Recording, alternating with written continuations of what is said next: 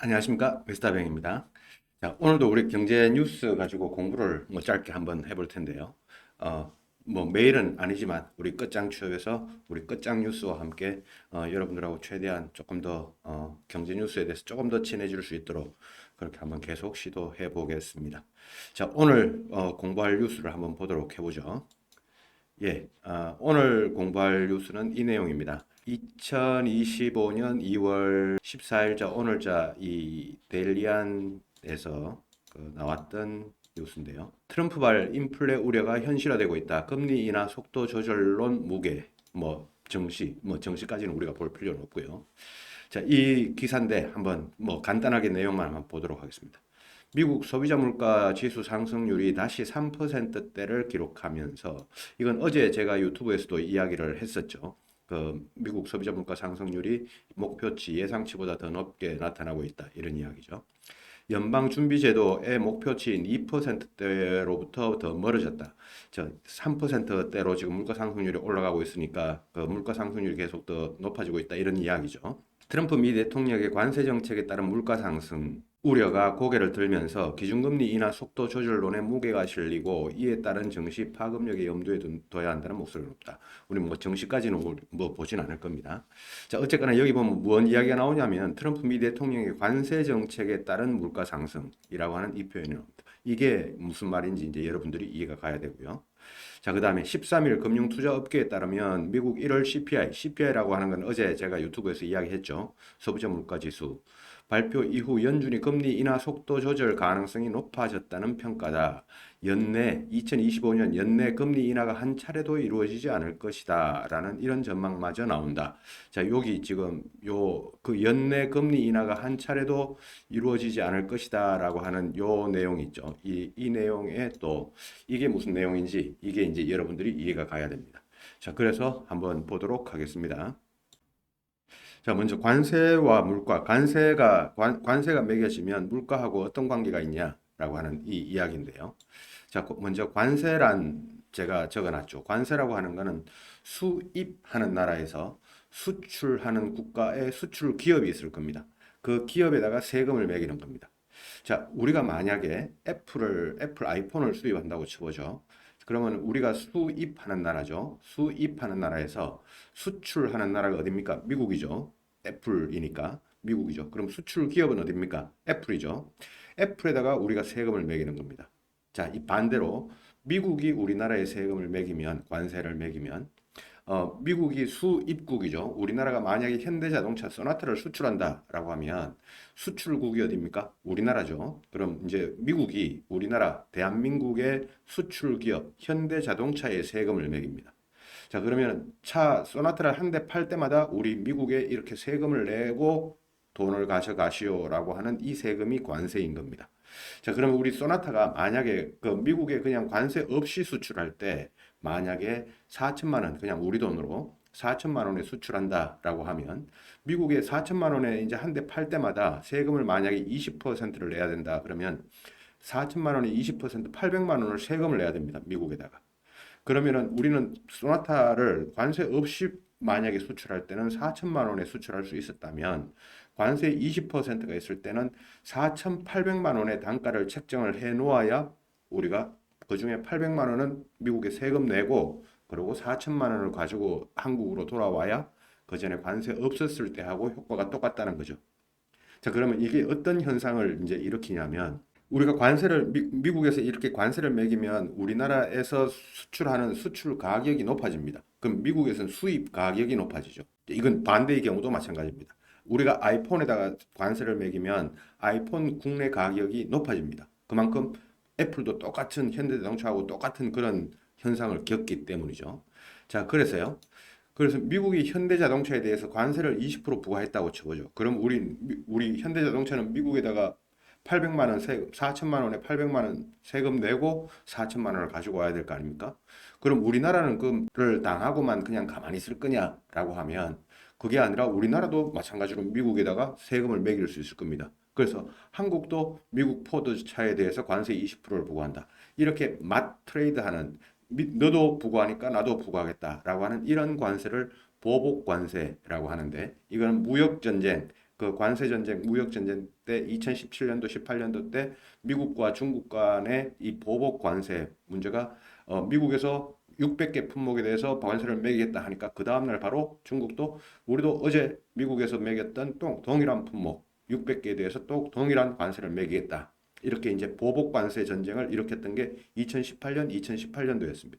자, 그래서 우리가 한국도 미국 포드 자동차에 대해서 관세를 20% 부과했다라고 해보죠. 자, 그러면 포드차 같은 경우에는 이제 우리나라 한국에 들어와서 6천만 원에 이제 팔던 차를 이제 7,200만 원에 팔아야 우리나라에 1,200만 원 20%, 6천만 원에 20%, 1,200만 원이죠. 세금 내고 6천만 원에 해당되는 달러를 미국으로 가져갈 수 있을 겁니다. 그래야 관세 없었을 때하고 동일해진다는 거죠. 자, 그럼 이제 관세가 이제 물가에 어떤 영향을 미치냐라고 하는 건데요. 자, 이 관세, 우리가 포드 자동차에 관세를 매기거나 미국에서 우리 현대 자동차에 대해서 관세를 매기거나 하면 우리가 포드 자동차에 관세를 매기면 포드 자동차, 그러니까 수입차죠. 수입차의 국내 가격이 이렇게 높아지는 효과가 생깁니다. 관세 없었을 때는 6천만 원에 우리가 포드 차를 살 수 있었는데 이제 관세를 매기니까 우리는 7,200만 원에 포드 차를 사야 된다는 거죠. 이건 포드 차뿐만 아니라 뭐 샤넬 향수건, 구찌 지갑이건 모든 게 마찬가지입니다. 모든 게 관세를 매기면 그만큼 우리 국내 수입 가격이 높아집니다. 수입 가격이 높아진다는 것은 그만큼 우리 소비자들의 물가, 소비자들의 장바구니, 지갑을 꺼내는 돈, 이 가격 물가가 높아진다는 거죠. 그래서 관세가 높아지면 관세를 부과하게 되면 각 그 관세를 부과하는 나라는 물가가 상승할 수밖에 없습니다. 그건 미국도 마찬가지입니다. 그래서 이 관세 부과로 인한 물가 상승 효과는 미국도 마찬가지고 미국에서 관세를 현대자동차에 부과하면 미국 뭐 현대자동차 입장에서 세금을 내야 되니까 아까 4천만 원에 팔 거를 4,800만 원에 팔아야 된다 그랬죠.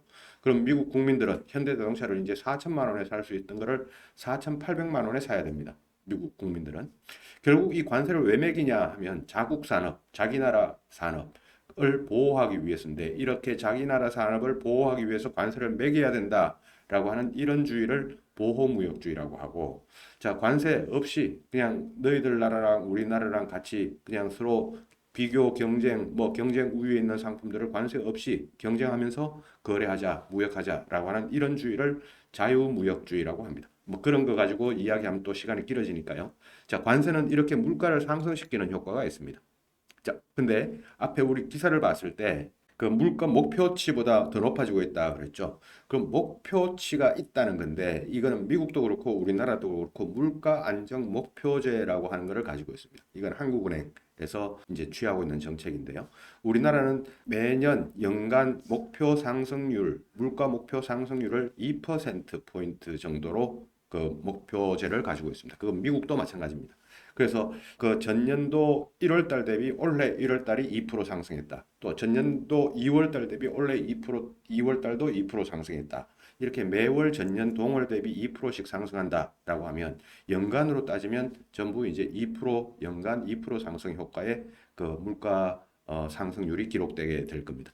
이렇게 물가 안정 목표제를 연간 한 2%대 정도로 이제 목표제를 가지고 있는데 아까 앞에 기사를 봤던 것처럼 미국도 2%를 훌쩍 넘어서 3%를 이제 그 육박하고 있으니 그 물가 상승률이 이제 심해지고 있다는 거죠. 그건 왜 그러냐? 관세 효과, 미국에서 관세를 부과하니까 관세 효과도 있을 수 있고 뭐 다른 효과도 있을 수 있고 뭐 여러 가지 이유가 있을 겁니다. 자, 그래서 그런 물가 안정 목표제라고 하는 것도 이제 우리가 알아놔야 되겠고, 그 물가가 올라가면 이제 금리 정책을 어떻게 취해야 될 거냐라고 하는 이 부분은 어제도 한번 짧게 이야기를 했습니다만 오늘도 똑같은 이야기가 나오죠. 자, 물가가 상승한다라고 하는 것은 어제도 그런 이야기 했습니다. 화폐 가치가 하락한다는 의미일 겁니다. 화폐 가치가 하락한다. 그럼 화폐 가치를 물가를 안정시키려고 그러면 화폐 가치를 높여줘야 됩니다. 그래야 물가가 안정이 됩니다. 이 화폐 가치가 뭐냐? 금리입니다. 금리인데 이 화폐 가치를 높인다라는 것은 금리를 높여야 물가가 안정이 됩니다. 근데 이 지금 물가가 상승하고 있는 상황에서 금리를 높여버리면 이제 경제가 또 힘들어지죠. 그래서 경제는 또 금리를 낮춰줘야 됩니다. 그래서 경기만 보면 금리를 인하시켜야 된다. 경기 침체 때는 금리를 인하시켜서 예금하지 말고 또 소비자들이 많이 소비할 수 있도록 이렇게 만들어줘야 된다고 제가 이야기를 했었죠. 경기를 위해서는 금리를 인하시켜야 되는데 이 물가 안정을 위해서는 오히려 하락하는 화폐 가치를 다시 올려줘야 된다. 그러니까 인플레이션, 물가 하락, 물가 상승을 막아야 되니까 금리를 인상시켜 줘야 된다라는 이런 현상입니다. 그래서 아까 우리가 봤던 그런 뉴스 기사가 나오는 상황인 겁니다. 자, 요까지 보고요. 앞으로 돌아가서 뉴스를 다시 한번 읽어보도록 하겠습니다. 요 기사죠. 자, 다시 한번 보도록 하겠습니다. 미국 소비자 물가 상승률이 다시 3%를 기록하며 연방준비제도의 목표치인 2%대로부터 더 멀어졌다. 자, 지금 연방준비 연준의 목표치, 아까 물가 안정 목표제 제가 이야기했죠. 자, 트럼프 미 대통령의 관세 정책에 따른 물가 상승. 자, 관세 정책에 따른 물가 상승 우려가 고개를 들며 기준금리 인하 속도 조절론에 무게가 실리고, 자, 관세 정책에 따라 물가가 계속 상승할 건데 우리가 오히려 기준금리 인하를 시킬 수 있을까? 오히려 인상시켜야 되지 않을까?라고 하는 이런 이야기들이 나온다는 겁니다. 이에 따른 증시 여파, 증시는 일단 통과시키겠습니다. 자, 13일 금융투자업계에 따르면 미국 1월 CPI 발표 이후 연준이 금리 인하 속도 조절 가능성이 높아졌다라는 평가다. 연내 금리 인하가 한 차례도 이루어지지 않을 것이라는 전망마저 나온다. 2025년도에 금리 인하시키기 어려울 것이다. 왜? 인플레가 계속 심해질 거니까 인플레 잡기 위해서, 그러니까 물가 상승을 잡기 위해서는 오히려 금리를 올려줘야 된다. 올려야 되는 상황이 올 수도 있다라는 그런 이야기인 겁니다.